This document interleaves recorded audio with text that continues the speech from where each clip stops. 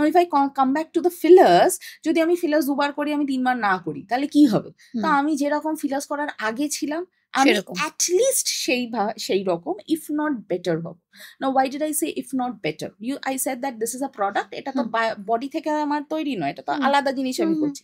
So nowadays the fillers cause bioremodulation, মানে আমি যেই জায়গাটায় যেই জিনিসটা দিচ্ছি সেটা integrates with my own tissue and also induces more collagen production at that site. মানে আমি একবার filler করলাম, got that lift, maybe I've done it on my lips, maybe I've done it on my chin, maybe I have done it on my nose. দেখা গেছে 1 বছর পরে আমার কিন্তু সেই অতটা লেভেলে আমার কিন্তু ডিগ্রেড করলো না. So I need a lesser amount to fix it. Okay. So means the filler is actually inducing my body to produce more collagen at that site, which is making the requirement less.